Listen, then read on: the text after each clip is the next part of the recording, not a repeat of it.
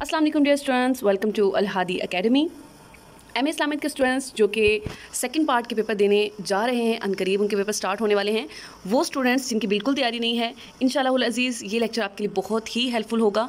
और अगर आपको ये लेक्चर समझ में आ जाए और आपको अच्छा लगे और आपको जितने भी पार्ट्स आप जिनके लिए परेशान हैं वो क्लियर हो जाएँ, तो कमेंट करके ज़रूर बताइएगा और साथ साथ वीडियो को लाइक भी कर दीजिएगा।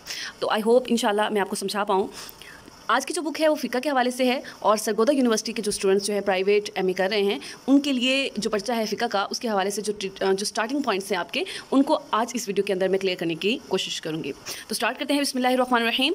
पहला क्वेश्चन है इस बुक के अंदर, ख़ास और आम से क्या मुराद है, इसकी इक़साम मिसालों के साथ बयान करें। सबसे पहले तो इनकी आपने जब भी इसको लिखना है तो सबसे पहले लफ्ज़ ख़ास का मानी लिखना है, जिसमें लिखा गया है कि लफ्ज़ वदा आलिमानी, यानी वो लफ्ज़ जो इनफरादी हैसियत से अकेले तौर पर किसी मखसूस मानी या किसी मुतय्यन ज़ात के लिए बोला जाए।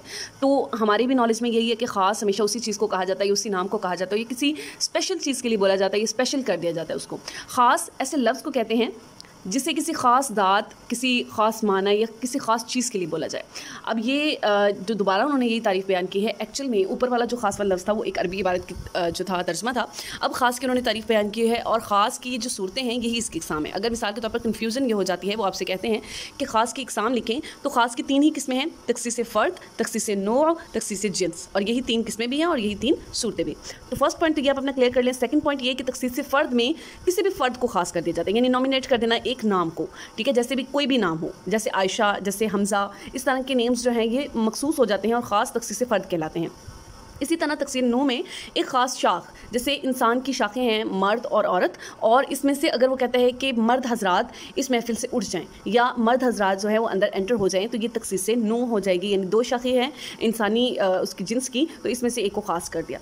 अब यहाँ आ जाते हैं तक़सीस जिन्स की तरफ। तो इसमें भी एक ख़ास जिन्स से मुराद हैवानात का एक पूरा टोला है और उसमें से इंसान जो है एक जिन्स है। तो यहाँ पर अगर इंसान को ख़ास कर दिया जाता है या जिन्नात को ख़ास कर दिया जाता है या हैवानात में से यानी जानवरों में से किसी को ख़ास कर दिया जाता है, तो वो तख़सीस जिन्स हो जाएगा, ठीक है। किसी भी एक जिन्स को वहाँ से बिल्कुल अलग कर देना और कहना कि या माशरल, जैसे कुरान पाक में फरमाया गया है सूरह रहमान के अंदर कि ए जिन्नों और इंसानों के ग्रुप, तो यहाँ पर या माशरल जिन्नी वल इंस, यहाँ पर उन ग्रुप को जब मुखातिब किया गया तो वो ख़ास हो गए। अच्छा, यहाँ पर ख़ास का हुक्म क्या है? बहुत आसान लफ्ज़ों में इसको समझ लीजिए कि यहाँ पर ख़ास का हुक्म ये होगा कि जब हम ये देखते हैं कि इसमें सबसे पहली चीज़ तो ये है कि किसी सूरत में भी हम इसको निगलेक्ट नहीं कर सकते। यहाँ पर इसको हर सूरत में हमें ख़ास पर अमल करना वाजिब है, ठीक है।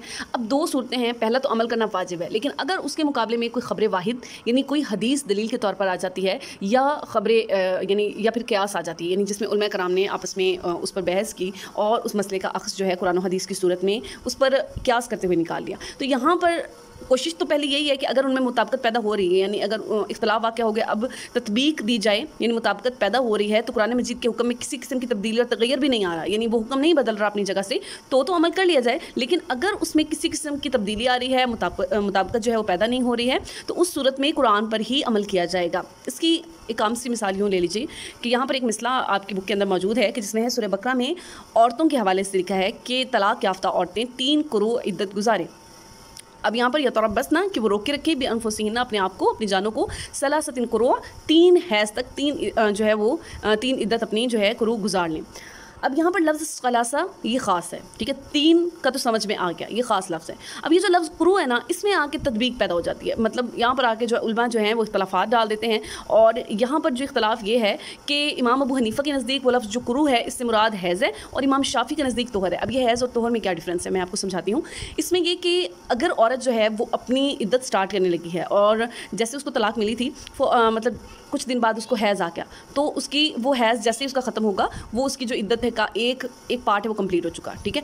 अब इमाम अबू हनीफ़ा के नज़दीक तो वो उसकी इद्दत का एक पार्ट कंप्लीट हो चुका, ठीक है, उसके पहला हैज़। लेकिन इमाम शाफ़ी के नज़दीक ऐसा नहीं हुआ। वो कहते हैं कि उस हैज़ के बाद जो वो 1 महीना तोहर यानी पाकी का गुजारेगी ना, वो उसकी इद्दत होगी। उसके बाद जब दूसरा हैज़ आएगा फिर वो पाक होगी, फिर तीसरी, और फिर जब वो तीसरी दफ़ा उसको हैज़ आ रहा है और उसके बाद जब वो गुस्ल कर रही है, वो महीना तोहर का गुजारती है, तो उसके बाद उसकी इद्दत कंप्लीट होगी। इंशाल्लाह आपको समझ आ गई होगी। तो यहाँ पर इख्तलाफ है, लेकिन बहर सूरत यहाँ पर सबसे अव्वल चीज़ क्या है कि हमने कुरान की बात पर अमल करना है। बाद में अगर इसमें यानी तत्बीक मुताबिकत पैदा हो रही है कुरान के हवाले से इन दोनों चीज़ों में, तो हम उसको लेकर साथ चलेंगे और उस चीज़ पर अमल करेंगे। बहरे सूरत जो कुरान का हुक्म है उस पर अमल करना वाजिब हो गया। अब लफ्ज़ आ जाता है जी आम। हमने ख़ास की सूरतें यानी ख़ास की इक़साम भी पढ़ी, ख़ास का हुक्म भी पढ़ लिया। अब आम यानी दो तरह के जो होते हैं हुक्म हो सकते हैं, एक तो किसी ख़ास फ़र्द के लिए आता है और एक आम जमात के लिए। जो एक आम जमात के लिए बोला जाता है वही लफ्ज़ आम होता है, ठीक है। हर वो लफ्ज़ एक अफराद की जमात के लिए हो।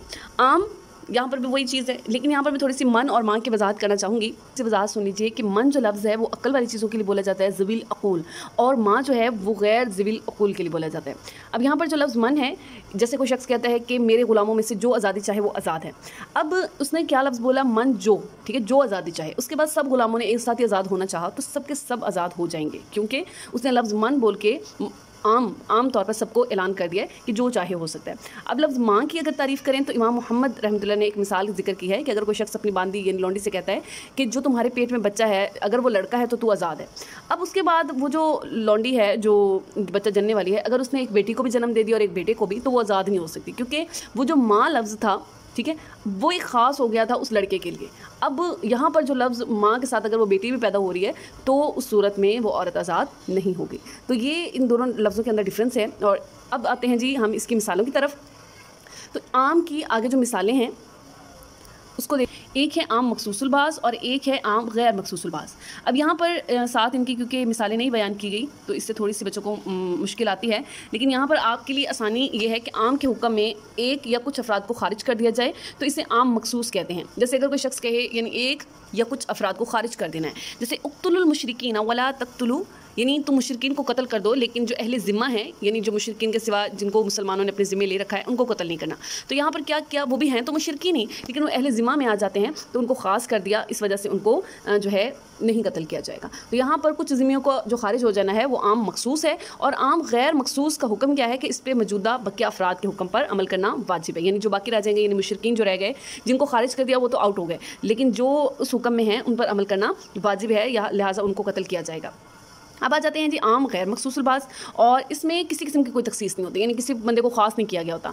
अब यहाँ पर जैसे कुरान पाक की एक आयत है, फ़क़राउ मा तयस्सर मिनल कुरान, यानी कुरान पाक में से जो तुम्हें आसानी हो वो तुम पढ़ लो, ठीक है। अब यहाँ पर अब कुरान पाक का कोई हिस्सा जो है वो ख़ास नहीं किया गया, ये एक आम हुक्म है, जो तुम्हें अच्छा लगता है, जो तुम्हें आसान लगता है, जो तुम चाहो उसमें से पढ़ सकते हो। लेकिन आम मखसूसुल बाज़ में जैसे नमाज के अंदर है एक हिस्से को मखसूस कर दिया गया है, वो क्या था कि नमाज के अंदर सूरतुल फातिहा को ख़ास कर देना, तो ये आम गैर मखसूसुल बाज़ है, यानी किसी एक हिस्से को ख़ास कर देना और बाकी जो है वो उस पर अमल कर देना, मतलब उसको जो बीच में से खारिज कर सकते हैं।